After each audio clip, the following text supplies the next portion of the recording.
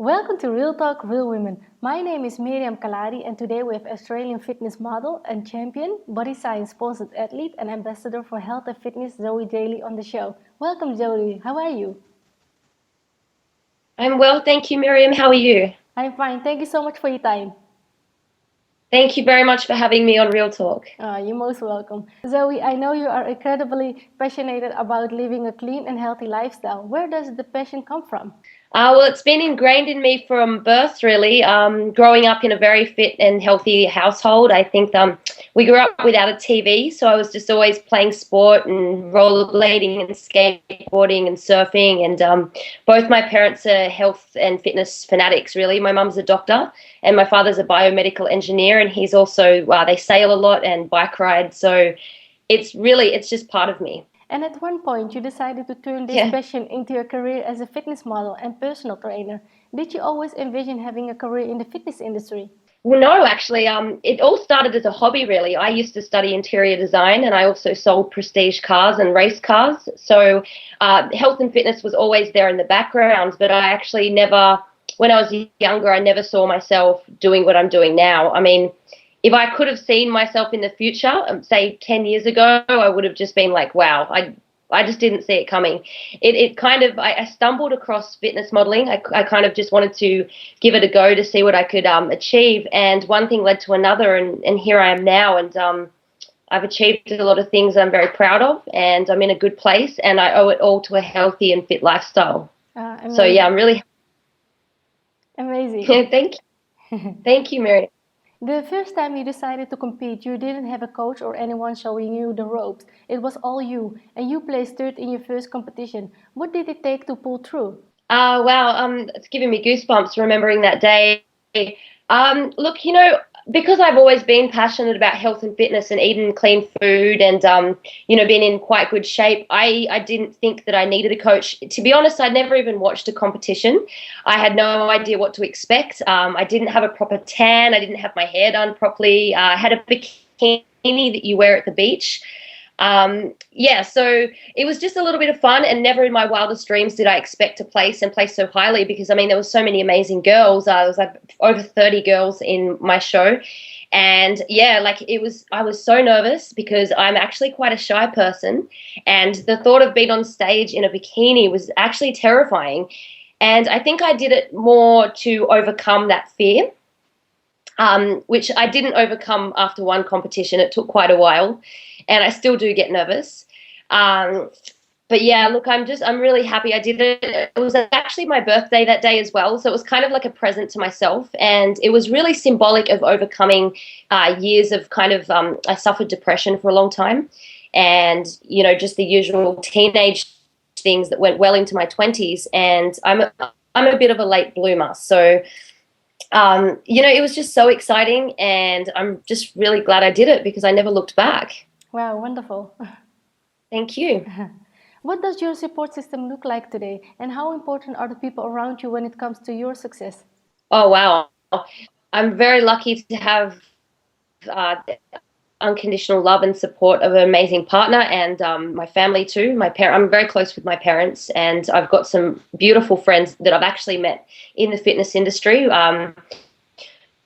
One girl in particular, she's like my sister. So, and then I've got my actual sister. So I've got a good support network, and it's incredibly important because, life throws us all curveballs, and we all have really bad days, and living such highs and lows, and competing can be a bit of a roller coaster. So you need your support network. Absolutely. I agree with it. They're very important. Yes. Yeah. You're also a personal trainer and Polyqueen Biosignature practitioner. Can you explain what the Polyqueen Biosignature modulation is all about? Absolutely. Well, Charles Poliquin, he's world-renowned. He's an amazing strength coach. He's worked with people across the board, from doctors, from everybody in every science field, to elite Olympic athletes, athletes in every sport. So he's actually developed this unique system. So it's a 12-site caliper pinch test, and it's actually designed to get ideal body composition, and also picks up any hormonal imbalances that you may have. So, for instance, there's different sites on the body, the 12 sites. So an example of one would be the hamstrings and the quads. They're actually an estrogen site, hence why a lot of women tend to, and some men, hold a lot of their fat deposits around those areas. And like particularly, when women get pregnant, and it's all very, very, very fascinating. So by doing this pinch test, you can actually determine if somebody isn't metabolizing or detoxifying their estrogen correctly. And you can go on all sorts of herbal supplementation to help this, or we can prescribe certain programs. And obviously a lot of it comes down to nutrition. It's incredibly fascinating. So I did that in December, but it's something I've been very fascinated for about 3 years now. So I'm getting some great results with all my clients, and of course with myself too, which is good. As a personal trainer, what has been the most valuable lesson you've learned in working with your clients? Just to listen to them. And obviously it comes down to issues that are emotional most of the time. Giving simple exercises to clients is not going to fix. It's basically a Band-Aid. So I always connect with my clients. I've got a lot of people that I've been very close to for quite some time now. And it's really interesting to see and to help them on their entire journey, and every aspect of their life changes along the way. And it's actually quite a beautiful thing. Right. So that's definitely very important to me. I mean, I'm a big people person. I love people. I love helping people, and that kind of runs in my family. So it's just, I'm very passionate about it. And I'd like to actually further that, because I'll be studying nutrition at uni next year. So, and an element of psychology as well. So I really like transforming somebody's entire life, not just their physique. And that actually has a butterfly effect. It has a butterfly effect. You help them change their life, and then they influence and impact on everybody around them. So it's actually really, really special. Yes, amazing. It is. In one of your interviews, you said positivity is like a boomerang. Send it out and it will surely come back to you. I love that. Can you explain what this quote means to you personally? Yes. Absolutely. That quote just came to me one day because, being from Australia and our Aboriginal heritage, they have a boomerang. So, and everybody knows you throw the boomerang and it comes back to you. And I'm a big believer in universal energy and universal positivity, and it's true that you have a good day and you're smiling and things just get better and better because you're having this positive effect on everybody around you, and that actually draws the positive energy back to you. So the more positive energy you give the world, then the more you're going to get back. So positivity is like a boomerang. You send it out and it definitely comes back to you tenfold. I like it. Do you mind if I share another quote with you as well that I didn't make up this entire thing, but I've just added on to a very popular quote. Mm-hmm. So it's think globally, act locally, and then I've added on impact universally. That's great. Thank you. Yeah, no, I've a few people have been telling me, they're telling everyone that, so it makes people feel happy. Amazing. I know you're also interested in working in the field of sport psychology. How big is the mental side of things when it comes to living a clean and healthy lifestyle? That's huge. It's like that saying says, get your mind right, get your body tight. So, there's only so much you can do with training. It's like the way we look on the outside truly is a reflection of how we feel on the inside.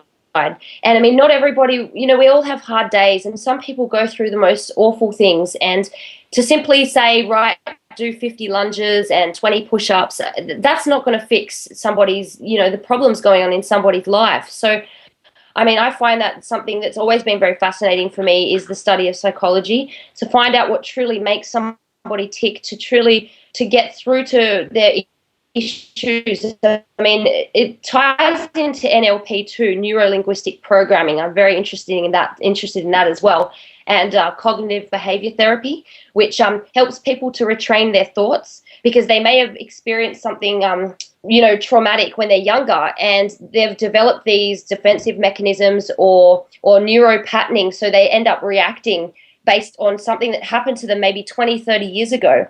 When if they were more aware of the way they were reacting, they could then try to, move past these problems that are still impacting on their life. And then there's the fact of emotional eating. Emotional eating it's such a huge problem. I mean, I've experienced it for a long time in my life. I'd get depressed and eat chocolate. I mean, I think we've all done that at some point. But then that ties into the problem with obesity or anorexia, severe eating disorders.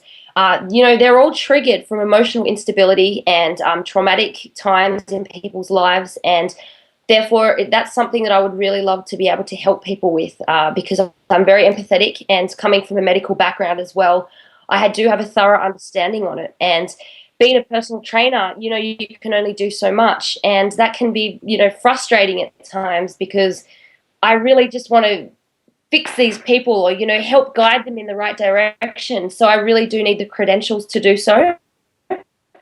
And I believe I'm in the right place in my life to do that, and I'm really looking forward to it. And you're doing an amazing job, Joey. Oh, thank you so much, Miriam. I'm trying. What has been your biggest challenge this far when it comes to your fitness career? Oh, biggest challenge. Okay, biggest challenge probably to date in relation to competing was last year when I competed at the Arnold Festival in Columbus, Ohio. That was March the 1st, 2012. I planned everything down to a T, and, absolutely everything. I crossed all my T's, dotted all my I's. I even planned my hair and makeup months and months in advance. But, you don't factor in the fact that you might get sick. And we booked these flights with Qantas probably 2 to 3 months in advance. We were the first to book on that flight. However, I'd organised some seats with extra leg room and in a warm area just so I'd be extra comfortable. And Qantas actually changed the plane. This was around New Year's Day. We got an email saying that they no longer had those seats available because they downgraded the plane to a smaller plane. So they ended up putting me next to a huge air vent, and these seats that were actually called the undesirables. And because I was only 9% body fat at the time, I got really sick on the plane, and I was nearly sent to hospital in the States, and I was bleeding from the sinuses. I've never actually been that sick in my entire life.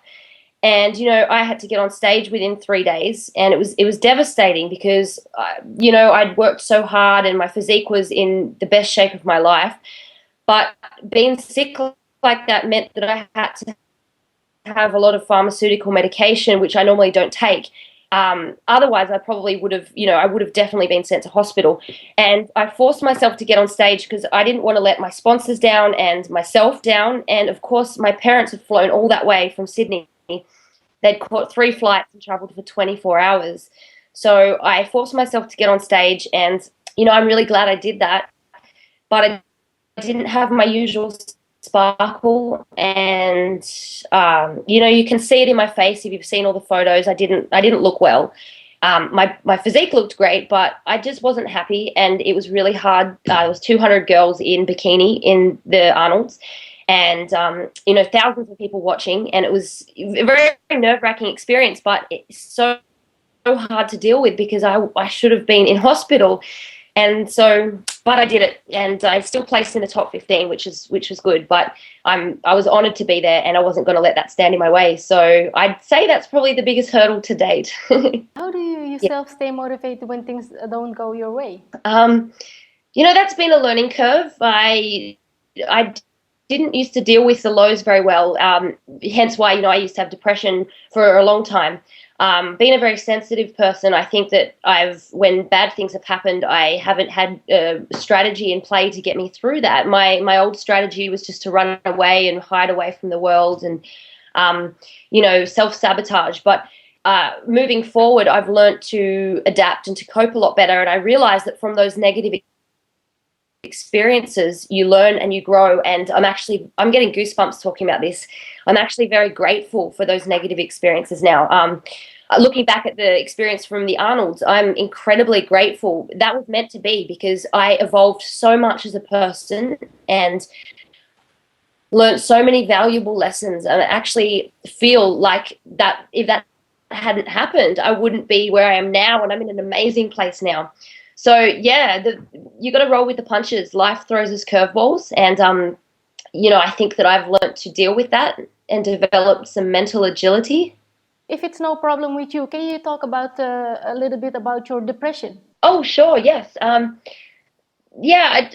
kind of had depression on and off from probably about the age of 13, that's something I wanted to talk about. I was bullied a lot at school. I got called a nerd, and I was intelligent, so just people were really, really mean to me, and I was very young for my grade. I mean, I went to high school at the age of 11, and the other girls were turning 13, and that's a big difference. And that bullying was kind of prominent throughout high school, and so yeah, I was really depressed at the time. And at the age of 12, my mother got really sick, and we nearly lost her, and that was really hard for me. And that was at a time when I really needed my parents. So I think that's when the depression kicked in. And the depression was kind of on and off for a long time. I had bad boyfriends when I was younger, and I would self-sabotage. And I thought there was something wrong with me, that I'd done something wrong because people were always so mean to me.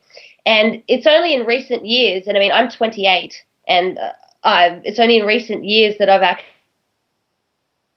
actually developed an inner confidence, and I get a lot of hate and negativity on my Facebook page, and I deal with it quite well now, considering, but just because I've sort of fallen victim to bullies for so long. And recently there was a few girls in the fitness industry that were a bit nasty to me. I mean, I guess that goes on. I don't really care.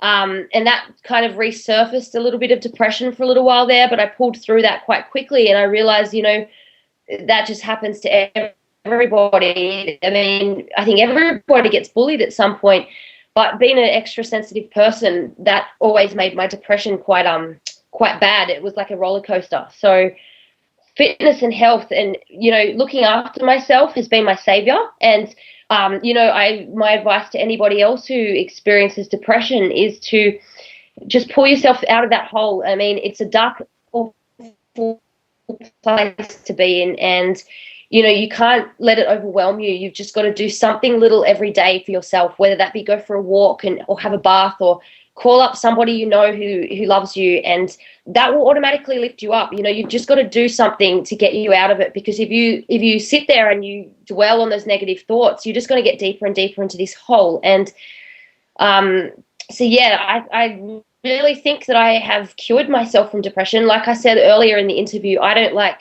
taking pharmaceutical medication or any of that. And having a mother who was a doctor, she was always trying to put me on Zoloft and Prozac and all sorts of things when I was younger. And really, none of that worked. And I think that just by eating clean, nutrition plays a huge part in it. Serotonin is actually, a lot of our serotonin is actually produced in our gut. So that has a lot to do with nutrition. If you're eating bad foods, if you take fat burners, that actually has the effect of putting small holes in your intestines, which actually makes the serotonin seep out of there. I mean, that sounds bizarre, but it's true. So by having a holistic approach to nutrition and looking after your body, you truly can heal yourself, and I will stand my ground with that. I mean, I feel amazing right now, and I plan on feeling this way for the rest of my life, and I truly have left that all behind me. So yeah, I'm a big advocate for that, and yeah. Thank you for sharing. You're welcome. No problem. Are you a big believer in goal setting, and how do you set goals for yourself? Oh, absolutely. I love to write things down. I think that you really manifest things. If you believe in something and you want it so bad, you write that down and you visualize that and you see yourself at that goal. And, you always do that. You do that every day if you need to. You do that every day until you reach that goal. And then when you reach that goal, you set new ones. So I actually found this letter I'd written to myself in December 2011, and it said everything that I will have achieved by the end of 2012. And I forgot about the letter. It was actually scrunched up in like the back of a cupboard, and I found it, and I found it probably a few months ago, and I'd actually ticked everything off the list. I'd achieved every single goal on that piece of paper, but I'd actually forgotten about it, but it was in there. It was in my subconscious mind. And yeah, I think that that's what I do when I want to set goals, is to do that, definitely. What are some of your plans for the rest of the year? Oh, okay. I've got big plans. I'm currently in the process of designing my new website. That's www.zoedaly.com. www.zoedaly.com. Sorry, www.com. And I'm going to compete again a bit later in the year, but I'm not talking too much about that at the moment because I'm actually doing rehab on an injury. But when I do make a comeback to the stage, it's going to be massive, and I can't wait. And yeah, like my online consulting business is doing really well. So I've hit 7 countries now, and I really love connecting with people every day. And yeah, I'm getting ready to start uni next year too. So I've got a lot on my plate. Wow, wonderful. It's awesome. Oh, and yeah, with body science, I've got big goals with big plans with body science, and that's a company that I'm very passionate about. So I'm really happy to be a body science athlete. So yeah, 2013 is the best year so far. Big plans. Where can people go to connect with you online? Oh, they can go to either my Facebook page, Zoe Daly Fitness Model Champion, or my Twitter, that's Zoe Daly Fitness, or Instagram, which is ZozoFit. And of course, I've got my temporary website, which is www.absolutefitness.com, and my new website coming soon. Okay, and I will make sure to put all the links below this video. That would be fantastic. Thank you. You're most welcome. Is there anything else you would like to cover that you feel we've missed today? Yes, I forgot to mention, I will be holding some more seminars later in the year with a very good friend who I believe you interviewed recently. So we're very excited to do that. And these seminars are going to be all about helping girls to get into the shape of their life. And it's not just about being on stage. It's just about maintaining a healthy and fit and athletic physique all year round without resorting to extreme diets or any manic behavior. I have a very holistic approach to nutrition, and so does my business partner. And we've both been in the industry for a while now, and we've both sort of fallen victim to all these extreme diets out there and taken on board information off people. So we're both on a similar page at the moment, and we'd love to share that with other girls and guys if it's open to everybody. And that's just something that I'm really excited about. So we're going to be doing an Australian tour, so that's going to be awesome. And yeah, I wanted to talk a little bit about post-comp depression, because that's something that I experienced so many times. I mean, I've done 12 shows now, and I think I've had post-comp depression after nearly all of those.